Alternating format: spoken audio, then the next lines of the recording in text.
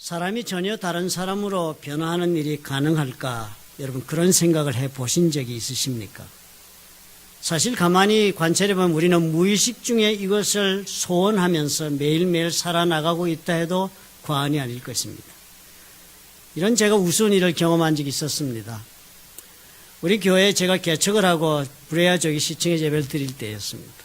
어떻게 우연히 어떤 분이 한 분 오셨는데 체격도 크고 인물도 좋고 미국에 이민 온 지도 오래돼서 또 사회적으로도 성공도 하시고 공부하신 것도 많고 참 사람도 성품도 좋고 그런 분인데요. 교회를 나오시는데요. 이분이 교회를 나왔다 안 나왔다 이렇게 하시고 가만히 얘기를 들어보니까 뭐 교회를 그렇게 특별히 정하고 다닌 교회도 없었고 그래서 제 마음속에 이분이 좀 우리 교회 오셔가지고 이번엔 좀 변했으면 좋겠다. 좀 이 신앙생활도 열심히 진지하게 하는 그런 사람으로 좀 변화했으면 좋겠다 하는 것이 제 마음의 소원이었습니다. 어느 날 예배를 끝나고 같이 올라오면서 엘리베이터를 같이 타게 됐는데요. 엘리베이터 문이 열리고 둘이서 이렇게 걸어 나오는데 그분이 문득 저에게 질문을 하는 겁니다. 목사님, 사람이 정말 변할 수가 있습니까? 왜 그런 질문을 하세요? 그랬더니 저는 사람이 절대 변하지 않는다고 생각합니다. 그래요. 저는 변한다고 생각하는데요. 변할 수 있습니다.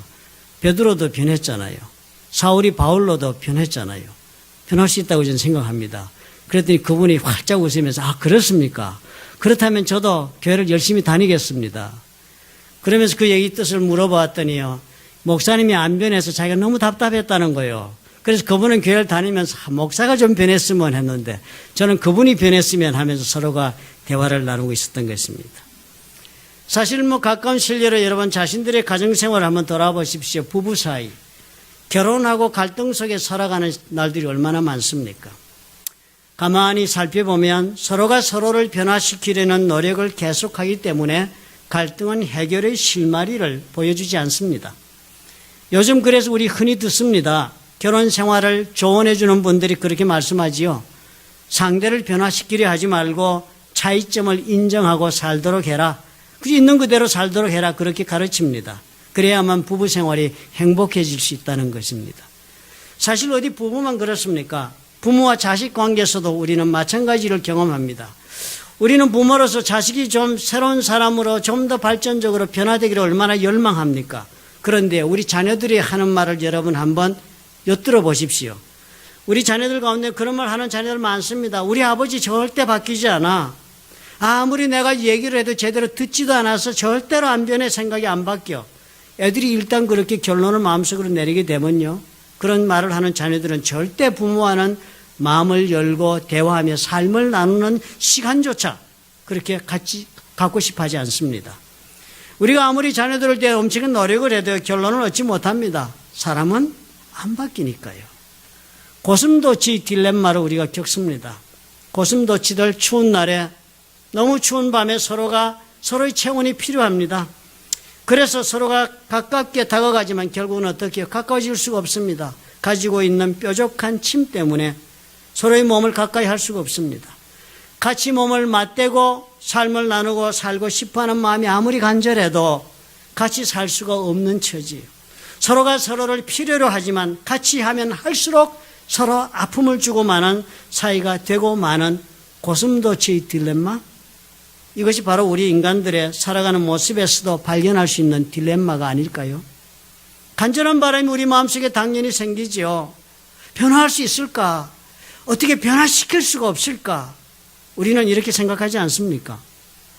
사람이 전혀 딴 사람으로 바뀌는 일이 여러분 가능하다고 생각하시는지요? 여러분 어떻게 생각하세요? Yes? No? 이 문제에 대한 여러분 답을 찾아보시면 먼저 우리가 창세기를 한번 들여다보면 좋겠습니다. 태초에 하나님께서 인간을 창조하셨을 때 그때 인간은 어떻게 만들어졌다고 성경이 적습니까? 아담과 이브의 이야기를 이렇게 적습니다. 하나님께서 아담의 잠을 재워 넣으신 후에 갈비뼈를 뽑으셔서 그 아담의 갈비뼈를 가지고 여자를 만듭니다. 그리고 그 만든 여자를 아담에게로 데려왔더니 아담이 그 여자를 보고 이렇게 탄성을 질렀습니다. 아담이 가로되 이는 내 뼈 중의 뼈요 살 중의 살이다. 이것을 남자에게서 취하여 쓴 적 여자라고 칭하리라. 그렇게 말을 했다는 것입니다. 아담이 감탄을 하지 않았습니까? 왜 감탄했습니까? 완벽한 동질체라고 발견됐기 때문입니다. 뼈 중에 뼈고 내 살 중에 살이고 내 뼈 중에 뼈니까 나와 완벽하게 화합할 수 있는 동질체를 보았으니까 탄성을 질렀습니다. 그래서 하나님도 확인해 주셨습니다. 이러므로 남자가 부모를 떠나 그 아내와 연합하여 둘이 한 몸을 이룰지니라. 둘이 한 몸을 이루는 것이 완벽하게 이루는 것이 가능하니까 하나님께서 그렇게 하고 살으라 허락하셨습니다. 전혀 문제가 될 것이 없는 상대들로 출발했어요. 더 이상 바랄 것이 없는 상대들로서 그들은 서로 삶을 나누고 살고 있었습니다. 그런 아담과 하와의 후손들인 우리인데요. 그렇게 출발한 우리 인생들이었는데 지금 우리는 어떤 사이들로 지금 살아가고 있습니까? 전혀 아니잖아요. 완전한 동질체가 아니라 우리는 완전한 이질체를 인정하고 살아야만 살 수 있는 사람들이 되었습니다. 추운 밤에 서로 몸을 부대끼며 온기를 나누며 살자고 우리는 그렇게 만났는데 가시로 찌르고만 사이가 되고 말았습니다. 이렇게 된 일이 부지기수가 아닙니까? 우리는 독백을 해요. 우리는 달라도 서로가 너무나 달라. 서로 좋아서 결혼해놓고 우리는 결론을 그렇게 냅니다. 너무 다르다 우리는. 그러니 당신은 변화해야 해. 바뀌지 않으면 우리 인생에는 해결이 없어. 우리는 그렇게 고민을 합니다. 왜 이렇게 되었죠? 다른 것이 아닙니다. 이 두 사람이 에덴 동산에서 하나님의 말씀을 떠나 스스로 살기로 결정을 한 그 순간부터 문제가 벌어지기 시작했던 것입니다. 두 사람 선악과를 따먹지 않았습니까? 하나님의 말씀을 거역하고 내 뜻대로 살고 싶어서 선악과를 따먹고 죄를 지은 그 이후로 전혀 다른 사람들로 변화되고 말았던 것입니다. 그래서 낙원을 떠나게 되었습니다. 하나님과 함께 살 수가 없게 되었어. 아담과 하와에게 낙원을 떠나는 그 두 사람이 하나님은 이런 결정문을 통보해 주셨습니다. 이제 세상에 나가면 어디를 살 텐데 너들은 이렇게 산다. 또 여자에게 말씀을 하시는데 이렇게 말씀해요. 내가 내게 잉태하는 고통을 크게 더하리니 네가 수고하고 자식을 낳을 것이며 너는 남편을 사모하고 남편은 너를 다스릴 것이다. 그랬습니다. 너는 남편을 사모하고 그리고 우리 사모한다 대단히 좋게 들립니다. 그래서 우리 아내들이 남편 사모하면 그렇게 살겠는데 왜 저러나 이렇게 우리 생각이 쉽지만은요. 사실 이 원어를 보면 사모한다는 단어와 동일한 그 원어가 같은 뿌리를 가진 단어가 가인과 아벨의 이야기에 나옵니다. 여러분 아시죠? 가인이 아벨을 쳐 죽였잖아요.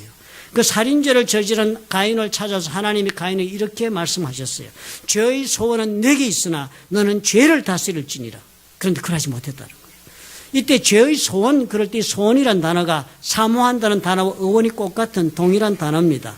그리고 뭐예요? 이 가인의 마음속에 막 죄를 지어서 아벨을 지 마음대로 막 조종하고 싶어하고 마음대로 만들어버리고 싶어하는 이 소원이 그 가인의 가슴 속에 가득 찼지만 하나님의 말씀 그거 너 다스려야 한다. 이 뜻과 똑같은 단어가 사모하는 단어입니다. 우리는 아내들이 이래서 남편을 어떻게 하고 삽니까? 요즘 뭐 어떻게든 50보 100보 다 비슷비슷한 아내들이 공통된 소망이 뭐예요? 남편을 내 뜻대로 잘 조종하면서 아름답고 행복한 가정을 이루고자 하는 것이 아내의 소원이죠. 남편은 그런 아내들 어떻게 해요? 군주 행세를 행하기 쉽습니다. 잘못하면 난폭스럽게 행하기 쉽습니다. 다스린다는 단어가 폭군이 신하를 다스린다 할 때 그 뜻입니다. 그렇게 한다. 밀접하고 완벽한 관계를 이루어 살도록 그렇게 하나님 출발시켜 주셨지만 결론은 어떻게 났습니까? 엄청난 불균형이요. 갈등의 사이로 변질되고 말았습니다. 그 이후로 아담과 하와의 후엔 우리들은 꼭 그 말씀대로 그렇게 살고 마는 것이 우리의 현실의 모습이 되었습니다. 죄로 인해 변질되고 만 우리 본래의 성품이요. 그래서 우리는 마음은 뻔하지만 잘 살고 싶어 합니다. 이해해주고 싶어하고 맞춰주고 싶어하는 마음은 뻔하지만 그 원하는 마음대로 나는 살아낼 재간이 없는 그런 사람이 되었습니다. 서로가 그래 서로에게 뭘 요구해요? 변화해야 한다. 변화를 요구하면서 그러다 보니까 아파하게 되고 갈등하면서 살아가는 인생을 엮어갑니다. 이거 우리 힘으로 바꿀 수 있겠습니까? 이거 우리 힘으로 이 변화시킬 수 있겠습니까? 이렇게 변질된 우리의 성품을 우리 힘으로 바꾸어서 새롭게 살아볼 수 있는 길이 우리 가운데 가능성이 있겠습니까?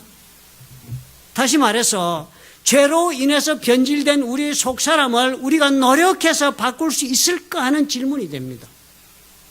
여러분 어떻게 생각하세요?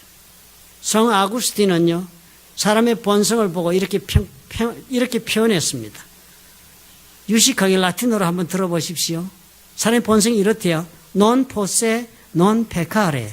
이 영어로 번역하면 not able, 가능하지 않다. 뭐가요? not to sin. 죄를 짓지 않는 것이 가능하지 않은 것이 인간의 본성이라는 겁니다. 이런 거예요. 지금 여러분 우리 팔을 이렇게 움직여 보시고 우리가 팔을 굽혀 펴는 것 전혀 우리는 이상하지 않게 이렇게 굽혀 펴고 삽니다. 그런데 가만히 보면 어때요? 우리는 한 방향으로밖에 이 팔을 굽혀 펴지 못합니다. 절대로 바깥쪽으로 팔을 굽혀 필 수가 없어요. 그 바깥쪽으로 피고 싶어도 우리는 결국 팔은 안으로만 굽는 것처럼 우리는 아무리 선하게 살고 올바르게 살고 싶어도 결국은 우리가 살고 있는 모습 보면 죄를 짓고야 마는 그런 사람으로 한평생을 사는 것이 우리의 본성이랍니다. 그러니 어떻게 해요? 서로 같이 살아야 좋겠는데요. 우리가 서로 함께 어울리고 잘 살아야만 삶이 더 풍성해질 수 있고 그래야만 우리가 사는 목적을 이룰 수가 있겠는데 이게 안 되는 것입니다. 일방통행만 해요. 우리가 일방통행만. 우리는 상대방이 기대하는 것과는 전혀 다른 방향으로 외통수의 인생길을 내가 막 그냥 만들고 걸어갑니다. 이거 바꾸려 한다고 바꿀 수가 있겠습니까? 바꿀 수 없습니다. 사랑하는 배우자를 바꾸려 아무리 노력을 해도 불가능한 이유가 여기 있습니다. 그 사람 그대로 인정해주고 살면 사는 것이고 그렇지 못하면 어떻게 해요? 불행해지는 거지. 갈등 관계에 있는 자녀가 있다면 이 아들, 딸, 그리고 이 못마땅한 나 부모, 이 부모에게 어떻게 하겠습니까? 직장 동료는 동료에게 이 변화를 기대한다는 것은 무모한 인간적 노력에 그치고 마는 것이 사람 사는 모습 아닙니까? 왜 우리 가운데 많은 사람들이 천국을 소망하겠습니까? 왜 천국을 소망하겠습니까? 이 땅에 사는 것이 이렇게 좋아서 지금 천국 가십시다. 손 들어보세요. 갈 뻔하면 아무도 손 안 드는 그 천국을 왜 그토록 우리는 소망하겠습니까? 우리가 인간에게 절망했고 삶에 절망하기 때문입니다.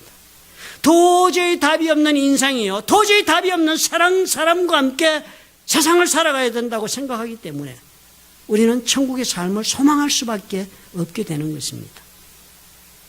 사람이 단순히 동물적인 기본 욕구만 충족되면 그렇게 행복하게 살 수 있다면 변화 생각하지 않고 살 수 있습니다. 그런데 그런 일이 가능하긴 하겠습니까? 밥 배불리 먹고 잠 실컷 씩씩거리고 자고 아이만 쑥쑥 낳고 그리고 즐거운 일만 하는 것으로 내 인생은 행복하다. 그러면 변화는 무슨 변화를 바랄 필요가 있겠습니까? 그런데요, 인간은 어느 누구도 결코 그렇게 사는 것만으로 만족할 수 없습니다. 우리는 영적인 피조물이기 때문입니다. 무릇 인간이라면 우리 속에는 갈구하고 있는 영적인 그리고 정신적인 욕구가 반드시 있게 마련입니다. 그것을 우리는 어디에서 만족시키고자 합니까? 사람과 사람 사이에서. 그리고 사회적으로 활동함으로써 우리가 행하는 모든 일 가운데서 나는 이 영적인 정신적인 욕구를 채우고자 노력하고 사는 것이 지극히 당연한 그런 동물로 우리는 창조된 존재들입니다. 하나님 그렇게 만드셨어요. 스스로 그래서 자포자기해서 인생을 포기한 사람이 아니라면 인간이라면 누구나를 막론하고 변화에 대한 욕구가 반드시 가슴속에 있게 마련입니다. 우리는 참으로 완전한 관계 속에서 풍성한 삶을 살 수 있도록 그렇게 만들어진 존재였지만 하나님을 떠나 살기로 작정하고 나서 오늘을 우리가 살고 있는 까닭에 결코 원하는 관계라든지 원하는 사람과의 만족한 관계를 통한 삶의 충만함을 우리는 얻을 수가 없습니다. 그리고 그 얻지 못한 이 부족한 것 우리는 어떻게 해요? 다른 어느 곳으로 채우려고 얼마나 우리 막대한 노력을 기울입니까? 수많은 노력을 결국 우리가 발견하는 것은 채울 수 없다는 것을 발견합니다. 많은 사람들이 다른 견해를 가지고 인생을 경영하지 않습니까? 내 부족한 삶에 이것을 채우면 나는 해결될 수 있다는 생각을 가지고 각자의 노력을 합니다. 길을 갑니다. 어떤 사람은 경제를 통해서 인생을 해결할 수 있다고 믿는 사람 많습니다. 또 어떤 사람은 정치를 통하여 사회개혁을 통하여 인생을 해결받을 수 있다는 사람도 있고 학문을 통해서 아니면 스스로 철학을 연마해서 배움을 통해서 내 자신의 삶을 해결할 수 있다고 믿는 사람 많습니다. 경제적으로 해결길이 있다고 믿는 사람 열심히 돈 벌지요. 우리 그렇게 사는 분 많지 않습니까? 우리 열심히 살자. 우리가 지금은 이래도 우리가 돈만 좀 벌고 여유가 생기면 그때는 다 좋아질 거야. 다 될 거야. 우리 자녀들, 우리는 비록 미국에서 이렇게 살았지만 우리 자녀들 출세하고 사회적으로 이뤄내면 그 삶은 우리의 모든 부족한 거 다 채워지고 만족을 가져올 거야. 가져올 거야. 배우자, 가르치자. 더 많은 아는 것을 아는 사람이 되면 그 아는 것으로 아는 것이 힘이다. 내 인생에 답이 온다. 그렇게 우리 생각하고 사는 거 아닙니까? 그런데 어때요? 이 모든 인간의 근본적인 그 문제의 근본에는 인간은 죄를 지을 수밖에 없는 존재다 하는 이해가 있다면, 많은 그런 이해를 우리가 가지고 있다면 이 돈도 권력도 사회적인 이런 성취도 많은 학문도 결국은 해결하지 못할 것이라 하는 것쯤은 이해할 수가 있는 것입니다. 그러므로 인생에서 정말 하나님을 찾고 하나님과 함께 살아야 되겠다라고 생각하고 구도자의 길에 들어선 사람은 정말 대단한 축복을 선택한 사람이 됩니다. 모든 추구하는 길에서는 답은 없지만 하나님을 추구하는 길에는 답이 있다고 성경이 우리에게 증거하기 때문입니다. 그래서 니고데모가 그날 밤에 예수님 찾아온 겁니다. 예루살렘에서 6월절 명절에 보았거든요. 예수님께서 그 누구도 감히 손댈 수 없는 성전에 들어가셔서 채찍을 만들어 상인을 쫓고 짐승을 몰아내고 상을 뒤엎고 그래서 수많은 표적을 행하는 것을 그 본 이후로 니고데모의 마음속에는 커다란 기대가 싹 떠오르기 시작을 했던 것입니다. 그래서 주님을 찾아와 질문했습니다. 당신은 하나님께로서는 랍비인 줄을 내가 알겠습니다. 하나님이 함께하지 않고서 어떻게 이런 일들을 행하실 수가 있겠습니까? 니고데모 그렇게 생각한 거 아닙니까? 이분이야말로 하나님이 보내고 그리고 하나님의 능력으로 역사를 행하시는 분이구나. 그렇다면 이분을 통해서, 다시 말해서 이 하나님의 역사가 내 삶 속에 일어나는 이것을 통해서 내 인생에 해답이 올 때가 이제 왔단 말이에요. 해결을 받을 수가 있다 이 생각하고 지금 찾아온 거 아닙니까? 그리고 그 말을 한 것입니다. 그런데 예수께서 어떤 답을 주셨습니까? 진실로 하나님 나라를 보기를 원하느냐? 그렇다면 사람이 위로부터 태어나야 한다. 사람이 거듭나야 한다. 이런 말씀을 주신 거 아닙니까? 하나님의 능력으로 내 인생을 해결하겠다고 그렇게 믿고 찾은 니고데모에게 예수님 뭐라고 답을 지금 주고 계십니까? 거듭나야 한다. 사람이 위로부터 태어나야 한다. 다시 말해서 사람이 전적으로 개조되어야만 가능하다라고 주님이 니고데모에게 지금 말씀하고 계신 것이 아니었습니까? 니고데모는 그렇게 믿었지요. 하나님의 나라가 임하면 내 인생 해결이 온다라고 믿었습니다. 틀린 말 아니지요. 하나님 나라는 하나님께서 왕이 되어서 직접 다스리는 나라를 말하니까 하나님께서 직접 다스리시면 이 땅에서 인간이 만들어 놓은 모든 문제들, 누가 만들고 내가 만들어 모든 문제, 물론 다 어떻게 해요? 해결될 수 있으니까요. 그런데 주님 뭐라고 답변 주었습니까? 환경이 다 해결된다고 해서 해결되는 것이 아니다, 니고데모야. 사람이 변해야 한다. 사람이 전혀 다른 사람으로 바뀌어야만 한다. 그것이 먼저 이루어져야만 바뀌는 환경이 환경다워서 네게 축복의 조건이 된다. 그렇게 말씀하고 계신 것입니다.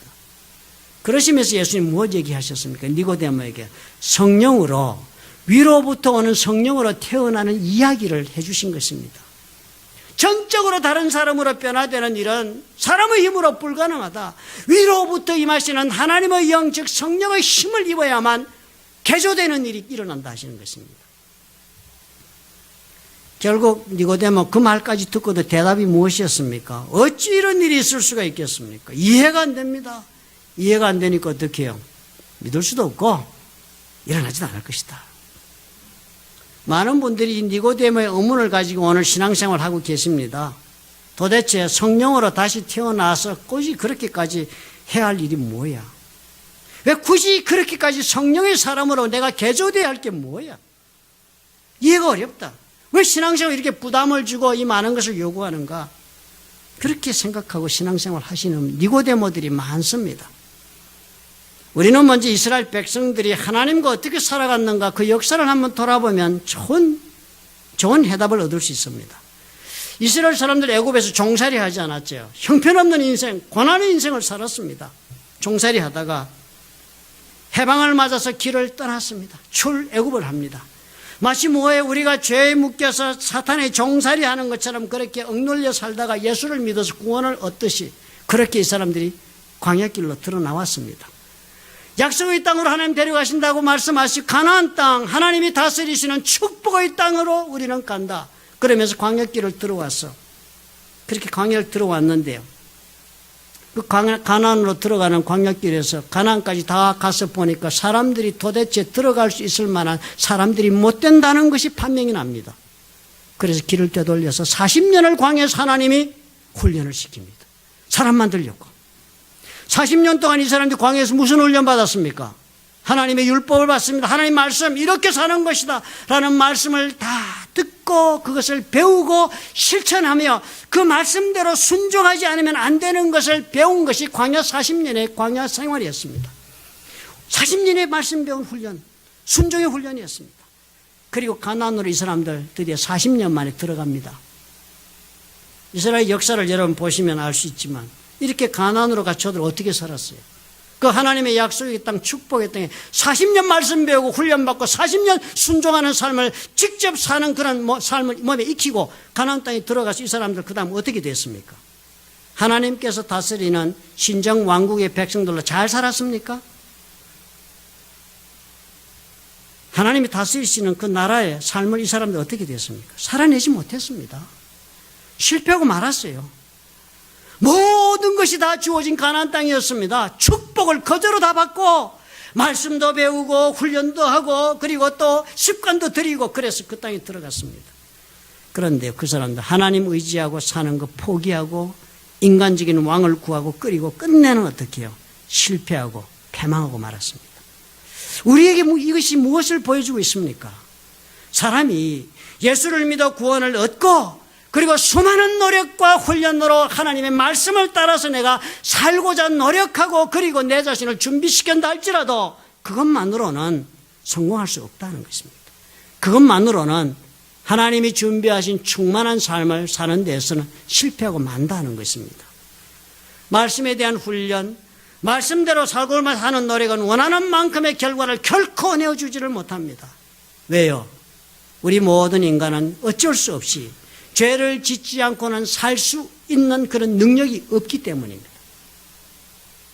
그러므로 우리는 이 니고데모의 생각을 뛰어넘어서야 합니다. 하나님이 나에게 은혜 주시고 하나님이 나의 삶의 모든 필요를 공급하시고 또 그리고 하나님이 나를 사랑하여 많은 것으로 축복하시고 내 걸어가는 걸음을 지켜주시며 악으로부터 나를 보호하시는 이것만으로 온전히 해답이 있는 인생을 살 수 있는 것이 아니다 하는 것을 우리가 알아야 합니다. 이스라엘 사람들은 뭐예요? 결국 가나안에서 실패하고 만 것처럼 우리는 이 많은 좋은 은혜를 입고 축복을 받았음에도 불구하고 삶에서 실패할 수 있는 것입니다. 주님이 이것을 관통하면서 지금 답을 주고 계신 것입니다. 그 모든 것으로 충분하지가 않다. 그 노력은 결국 너희들 바리새인 이상을 넘어가지 못한다. 결국은 뭐예요? 사람이 근본적으로 변해야만 하나님의 축복도 축복이 되는 것입니다. 사람이 전혀 다른 사람으로 개조되어야만 이 축복의 삶을 살아나갈 수가 있는 것입니다. 그것이 성경에서 이미 입증되어 있지 않습니까? 역사가 증거를 한다고 성경이 적습니다. 창세기, 출애굽기, 민수기, 신명기, 사무엘상하, 역대상하, 열왕기상하, 역사서가 다 그 얘기를 적고 있습니다. 실패의 이야기를 적고 있습니다. 이스라엘이 말씀 지키며 사는 것으로 제대로 살면 된다 하고 사는 그것으로 그 사람들은 결론은 어쩌습니까? 죄에 빠지고 실패를 거듭하고 그랬습니다. 그런 이스라엘 족속들을 보고 에스겔 선지자 안타깝게 이렇게 말합니다. 에스겔 36장 25절이에요. 실패를 연속하는 이스라엘 백성들 앞에 하나님 말씀을 들고 에스겔 선지자서 이렇게 말합니다. 맑은 물로 너에게 뿌려서 너희로 정결케 해라. 물로 세례받으라는 거 회개하고 그래서 곧 너희 모든 더러운 것에서와 모든 우상을 성금해서 너희를 정결케 할 것이다. 먼저 하나님 앞에 이렇게 살지 마라. 하나님 모든 것 다 주신 삶인데 불구하고 왜 이렇게 사느냐. 정말 하나님 앞에 너희 잘못된 거 회개하고 물로 세례를 받고 좀 깨끗해져라. 더러운 거 멀리하고 우상성 멀리하고 너 좀 정결하게 깨끗한 사람들로 좀 변화되라.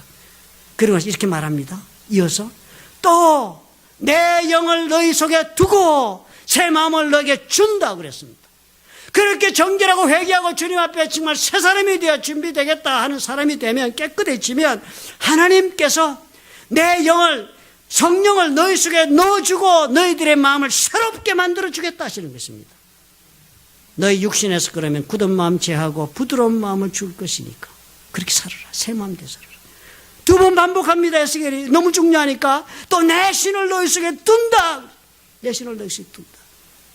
하나님 말씀대로 살고 싶어 하면서도 사라지지 않는 너희들에게 내 신을 너희 속에 둘 테니까 그때 너희로 내 율례를 행하게 하겠다. 성령께서 하나님 주시는 그 영이 내 속에 들어오면 그때 내가 위로부터 성령으로 인해 거듭난 사람이 되면 그때는 내가 율례를 행할 수 있는 사람이 되고 규례를 지켜서 행하는 사람으로 사라진다는 거예요. 뭐예요? 육신으로 살던 대로 살지 마라 하는 것입니다. 새롭게 살아야 하는데 굳은 마음 제하고 부드러운 마음 가지고 새롭게 살아야 하는데 회개하고 물세례 받고 그 다음에 어떻게 해요? 성령의 내주하심을 입어야 한다는 거예요. 그렇지 않아요? 새 마음을 얻으면 그게 새 사람으로 변화한 것입니다. 새로 태어난 것 똑같은 인생을 사는 사람으로 만들어진 것입니다. 어떻게 그것이 가능하다고 말씀하십니까? 하나님의 영을 하나님께서 우리 속에 넣어 주시겠다 하신 것 아닙니까?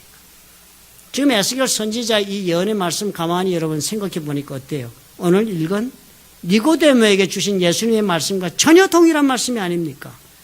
결국 성경은 구약이나 신약이나 여전히 동일한 원리를 우리에게 알려주고 계십니다. 구약의 시절이나 예수님 시절이나 아니면 다시 오실 예수님을 기다리는 지금이나 하나님이 우리를 직접 다스리신다 할지라도 우리에게 절대적으로 필요한 것이 뭐예요? 내 인생의 해답을 내기 위해 절대적으로 요구되는 것은 나의 속에 하나님의 영이 들어오셔서 전혀 나를 다른 사람으로 개조해 주시는 길밖에는 내 인생에 해결이 없다고 내가 동의해야 하는 것입니다.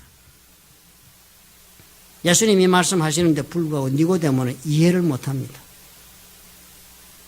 지금 우리 가운데 수많은 니고데모가 있을 것이 분명하지 않아요. 그렇게 하지 않아도 살 수 있다라고 생각하는 분 많습니다. 말씀 잘 배우고 실천하고 착하게 살면 그 인생 된 거지. 뭐 그렇게까지 내 자신이 하나님의 영에 사로잡혀서 그 영의 인도하시는 대로 살아는 다른 사람으로 내가 개조되어야 할 이유가 뭐야? 광신자도 아닌데. 그렇게 흘려보낸 사람 수도 없이 많습니다. 그런 니고데모 같은 사람들에게 주님 오늘 이 자리에 오신다면 아마 동일한 말씀을 오늘 우리에게 주시지 않을까요?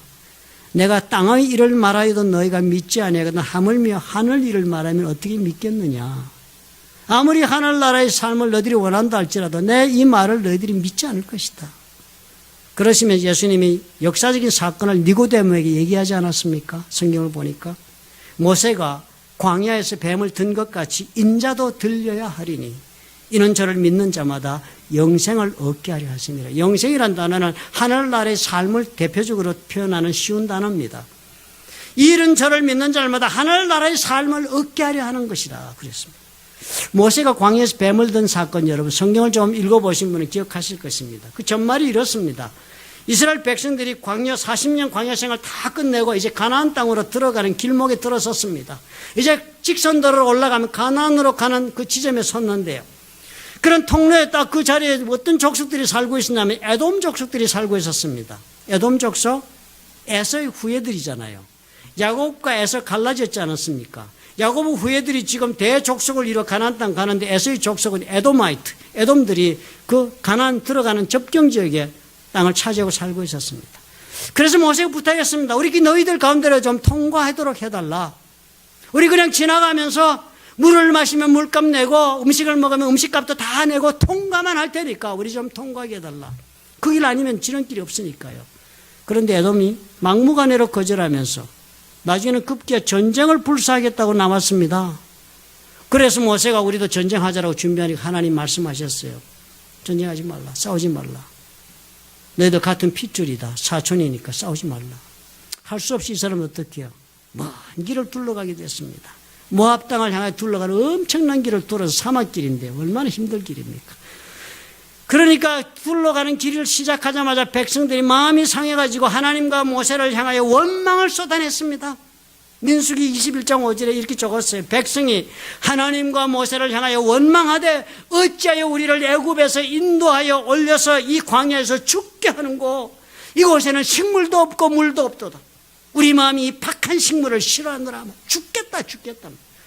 막 저주하고 원망하고 불평했습니다. 사는 게 뭐야 이게. 왜 여기 와서 우리 이게 사는 거야? 죽은 거지 뭐. 차라리 죽자. 지금 이게 40년 광야 생활 뒤에 이 말을 하고 있는 것이란 사실이 놀랍습니다.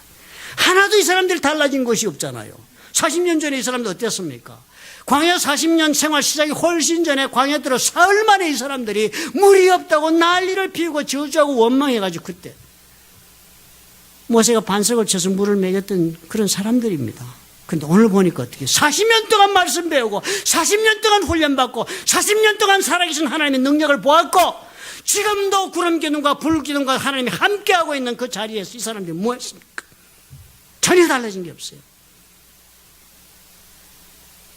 마치도 맑은 강물 같아서 물이 이제 맑아서 이 물 다 된 줄 알았는데 짝대기 넣어서 밑바닥 저으니까 밑에 있는 진흙이 올라오니까 그 맑은 강물이 흙탕물로 변하는 것처럼 우리의 본성이 이렇게 다 변하지 않게 드러난 모습을 우리가 확인하는 것입니다. 하나님께서 용납할 수 없죠. 불뱀을 보냈습니다. 그래서 이스라엘 백성 중에 죽은 자가 수도 없이 많아서 심판이 내리고 있는 거예요. 사망으로. 모세가 급하게 하나님께 죄사함을 위해 기도하고 그리고 하나님 모세에게 답을 주시는데 이렇게 줬어요. 불뱀을 만들어서 장대 위에 달아라. 그리고 물린 자마다 지금 죽겠다는 사람이 이거 쳐다보면 산다고 알려줘라. 그래서 이 말을 듣고 믿고 모세가 놋뱀을 만들어 장대 위에 단 것을 바라보는 자마다 뱀에 물린 자는 다 이 놋뱀만 쳐다보면 그래서 살 수 있게 해주시겠다 그랬습니다. 그리고 사람들이 어떻게 해요? 그 말 믿고 살려주신단다. 저거 쳐다보면 나는 산다 하고 믿음으로 바라본 사람들은 다 살았던 사건을 예수님이 말씀하는 거예요. 죄를 지어 죽어가던 이스라엘 사람들이었습니다. 모세가 장대 위에 매달아 높이 든 그 놋뱀을 쳐다보면 산다라고 믿고 받아본 사람은 살았다는 그 사건처럼 예수님이 니고데모에게 말씀하십니다. 이스라엘 사람들 광야에서 그 놋뱀이 장대에 매달린 거 보고서야 하나님께서 우리를 살리신다고 깨달아 믿었던 것처럼 니고데모야, 내가 나무 즉 십자가에 높이 매달려 죽는 것을 네가 보게 되면 그때 네가 알게 될 것이다. 그때 네가 나를 보고 알게 되고 깨달아 믿게 될 것이고, 그래서 나는 어떻게 해? 영생을 얻는다. 너는 하나님 나라의 삶을 얻게 된다. 예수님 결국 뭐라고 말씀하고 계십니까? 사람이 전적으로 다시 태어나 새 사람 되지 않고는 답이 없다 하시면서 전혀 다른 사람, 다시 태어난 사람처럼 그렇게 그 사람을 변화시키기 위해서 하나님이 예수님을 이 땅에 보내셨다는 겁니다. 보내신 이유도 기막힌 이유가 있다는 겁니다. 하나님이 세상을 이처럼 사랑하기 때문에 유일한 아들 하나밖에 없는 예수님을 이 땅에 보내셔서 이 예수를 믿는 사람들마다 멸망하지 않고 영생을 얻게 하려고 주님께서 십자가에 매달리는 일을 준비했다라고 본인이 설명하는 겁니다. 그런데도 불구하고 예수님 뭐라고 애통해 하십니까? 인간들이 어떻게 반응하고 있다 하십니까? 모른다는 것입니다. 애써 증언을 하는데도, 증거자가 있는데도 불구하고 사람들은 그 말을 듣고도 믿지 않으려 하기 때문에 준비된 성령의 역사하심도 입지를 못하고 마는 것입니다. 오늘 우리 가운데요, 많은 분들 다 예수 잘 믿고 거듭나 새 사람 된 분 많겠죠. 그리고 또 많은 분들은 아직도 지금 니고데모처럼 살고 있는 분이 많이 있을 것입니다. 니고데모처럼 그 밤에 주님을 찾아올 만큼의 믿음은 있지만, 니고데모처럼 예수님을 믿어야지, 그래서 구원을 받아야지 하는 그만큼의 믿음은 있어서 오늘 교회는 다니지만, 그렇지만 과연 위로부터 오시는 하나님의 영을 내 마음속에 받아들이고 그리고서는 내가 전혀 다른 사람으로 하나님이 원하시는 모습으로 새롭게 개조되고 싶다는 욕망을 품은 자는 과연 얼마나 있는가 하는 것입니다. 에스겔 선지자가 말한 것처럼 하나님의 신 성령이 내 속에 들어오셔서 새 마음을 주어서 내 인생을 새로운 사람이 되어 살겠다는 그 말씀을 내가 어린아이처럼 용납하고 받아들일 수가 있는가 하는 것입니다. 니고데모를 보고 답답해하신 주님이 오늘 우리를 보고 얼마나 답답해하시면서 말씀을 하고 계신지를 볼 수 있으셔야 합니다. 구원을 얻게 하려 하십니다. 그러나 그럼에도 불구하고 어떻게 해요? 죄를 짓고 사는 이 사람들은 예수님이 길을 열어주고 빛을 비추는 그 삶으로부터 어떻게 해요?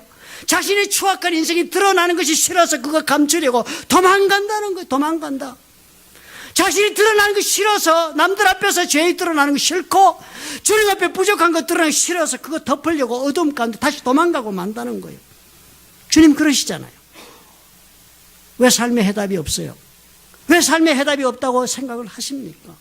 왜 하나님을 믿는데도 하나님이 그 준비하고 계신 충만한 삶의 기쁨과 화평과 만족이 왜 내 삶에는 지금 없습니까?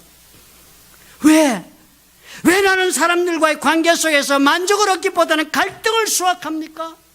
왜 답이 없는 노력을 오늘도 처절하게 계속하면서 시지프스의 신화처럼 반복되는 실패를 경험하고 삽니까? 어리석지 않아요? 주님의 말씀을 일부만 받아들이시기 때문입니다. 예수께서 십자가에 달리신 그 모든 내용을 받아들여야 하는데도 불구하고 우리는 어떻게 해요? 단지 구원받고 말씀대로 살아서 하나님의 보호하심 가운데 복된 인생을 사는 것이 우리 전부가 되고 있기 때문입니다. 주님은 그것만 말씀하신 게 아니잖아요. 오늘 보니까 하나님이 내 영이 내 속으로 들어와서 나에게 새 마음을 창조하도록 우리가 허락해야 하는 것입니다.